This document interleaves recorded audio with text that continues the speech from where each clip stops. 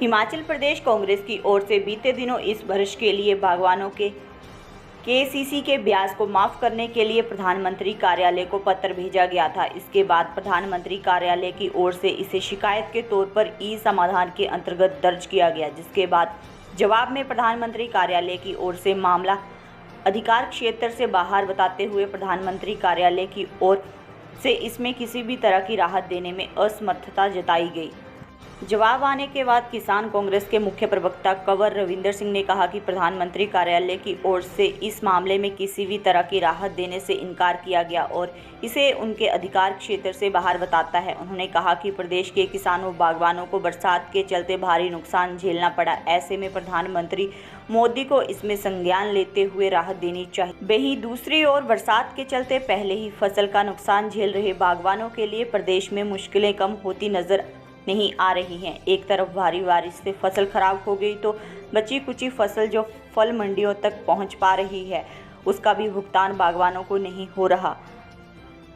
किसान कांग्रेस के प्रवक्ता कंवर रविंदर सिंह ने कहा कि प्रदेश में कई आड़ती बागवानों का बकाया भुगतान नहीं कर रहे और उनके पास कई शिकायतें भी आई हैं। इसमें खास तौर पर उन्होंने पराला मंडी में काम करने वाले एक आड़ती का भी जिक्र किया है।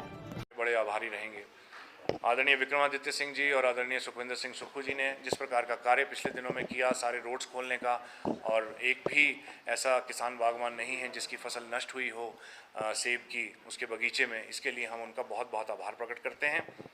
पिछले दिनों जिस प्रकार एक भाजपा के नेता, बड़े नेता और पूर्व मंत्री रहे जिन्होंने ये बयान दिया कि कांग्रेस एंटी फार्मर है, मैं उस बात का ज़ोरदार तरीके से खंडन करना चाहूँगा, क्योंकि हिमाचल प्रदेश की जनता जो है वो पढ़ी लिखी है, साक्षर है और इस बात को जानती है भली भांति। पूरे देश की जनता ये बात जानती है कि कांग्रेस ने किसानों के लिए क्या किया, चाहे वो पहले 5 ईयर प्लान में प्राइम मूविंग फोर्स के रूप में किसानी को एक्सेप्ट करना हो, या फिर वाइट रेवोल्यूशन हो, येलो रेवोल्यूशन हो, ग्रीन रेवोल्यूशन हो, ब्लू रेवोल्यूशन हो, ये सभी कांग्रेस के समय में प्रोत्साहित किए हुए और किए गए काम हैं।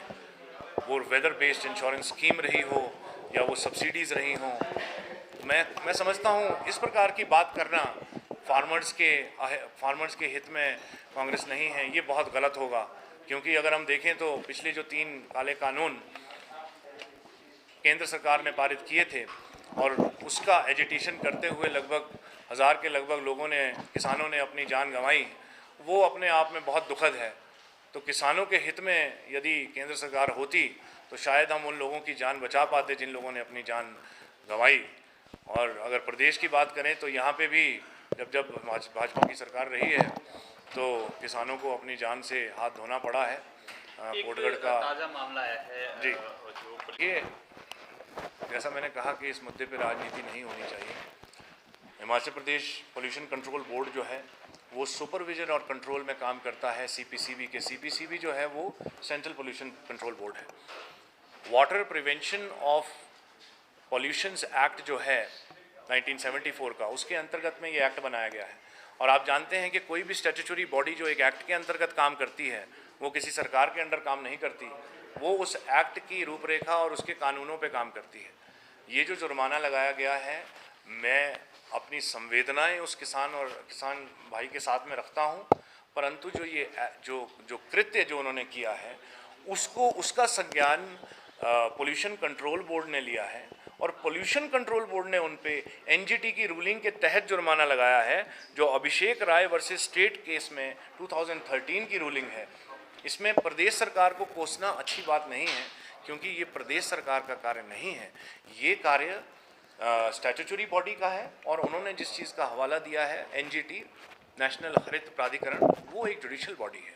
तो मेरी संवेदनाएं उस किसान के साथ हैं, परंतु जिस प्रकार का ये कार्य हुआ है, पोल्यूशन कंट्रोल बोर्ड ने इसका संज्ञान लिया है, मैं समझता हूँ कि वो अपने एक्ट के हिसाब से चलता है और इस पर मैं इससे ज़्यादा कुछ कहना नहीं चाहूँगा। रविंदर सिंह है, मैं हिमाचल प्रदेश किसान कांग्रेस का मुख्य प्रवक्ता हूँ और आज की ये जो प्रेस वार्ता है वो कुछ बिंदुओं के ऊपर थी। उनमें सर्वप्रथम जो हमने चिट्ठी आदरणीय प्रधानमंत्री जी को लिखी थी उसका जवाब हमें आया है। उन्होंने जवाब में ये कहा है कि हमारा कार्यालय हिमाचल प्रदेश के किसानों को केसीसी की ब्याज जो पिछले 1 साल में लगी थी उसको माफ़ी देने में सक्षम नहीं है। तो इसलिए उन्होंने उस शिकायत को बंद कर दिया और उसमें कहा कि भाई हम आपको अभी इस पे किसी प्रकार का उत्तर नहीं दे सकते। तो हमारी जो ब्याज केसीसी के किसानों पे लगी है पिछले 1 साल में वो ज्यों की त्यों बनी हुई है और किसानों को देनी पड़ेगी। हम उनसे आग्रह करते हैं कि यदि वो हिमाचल प्रदेश के किसानों और बागवानों को इमीडिएट राहत दे सकें ब्याज से माफ़ी दे करके पिछले 1 साल की, तो हम उनके बड़े आभारी रहेंगे। हम पूरे हिमाचल प्रदेश के किसानों की ओर से उनसे ये आग्रह करते हैं। लाहौल स्पीति के रोड जो इस बारिश के कारण बंद पड़ गए थे, जो हाईवे बंद पड़ गया था, वो उसका संज्ञान आदरणीय श्री विक्रमादित्य सिंह जी ने लिया। हमने उनके सचिवालय में जाकर के उनको एक पत्र लिखा था जिसमें कांडी कोटला करके एक रोड है जो एज अ बाईपास काम करता है जब हाईवे नहीं चल रहा होता। तो हमने उनसे आग्रह किया था कि क्योंकि ब्रोकली की फसल सड़ चुकी है और बाकी फसलें जो हैं वो आनी हैं, आइसबर्ग की है, जुकीनी की है और बहुत सी गोभी लगी है। लगभग 15 करोड़ की इकॉनमी लगभग लाहौल स्पीति के किसानों की है जो सब्ज़ी पे बहुत ज़्यादा निर्भर करती है। तो उसके लिए हमने उनसे कहा था कि आप उस रोड को खोलें। उन्होंने उसको युद्ध स्तर पे कार्य किया और उस रोड को खोलने का काम पूरा किया और किसानों और बागवानों की जो फसल है वो मंडियों में पहुंच रही है। साथ ही साथ हमारे जो किसान हिमाचल प्रदेश के किसान और बागवान सेल्स जो बने हैं, डिस्ट्रिक्ट कमेटीज़ जो बनी हैं, ब्लॉक हिमाचल प्रदेश की जो किसान कांग्रेस की कमेटीज़ बनी हैं, उनकी मीटिंग्स शुरू हो चुकी हैं। हमारी 13 तारीख को कांगड़ा में ज़िला स्तर की मीटिंग है जो सुरेश पठानिया जी हमारे वहाँ के अध्यक्ष हैं वो कर रहे हैं। तो वो गग्गल में किसान भवन में होगी।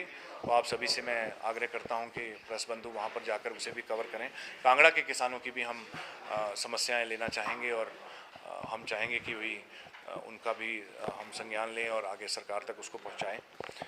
कुछ हमारे पास में ऐसे आड़तियों के नाम आए हैं पिछले दिनों में, बहुत से किसानों बागवानों के, जिनकी पेमेंट्स अभी तक हुई नहीं है। उसमें एक अनाम फ्रूट कंपनी सैंज प्राला में नंबर 15 पे जो ख़रीद करती हैं सेब की, उन्होंने लगभग 1.5 महीने से कुछ किसानों की बागवानों की पेमेंट्स नहीं की हैं। जो पर्चे हमारे पास आए हैं, हम उनसे आग्रह करते हैं सभी आड़ती भाइयों से कि आप किसानों और बागवानों की जो भी पेमेंट्स आपके पास हैं आप करें, क्योंकि हमें दोहरी मार झेलनी पड़ी है। एक तो बारिश की वजह से उनकी ज़मीनें नष्ट हुई हैं, उनकी फसलें नष्ट हुई हैं, साथ ही साथ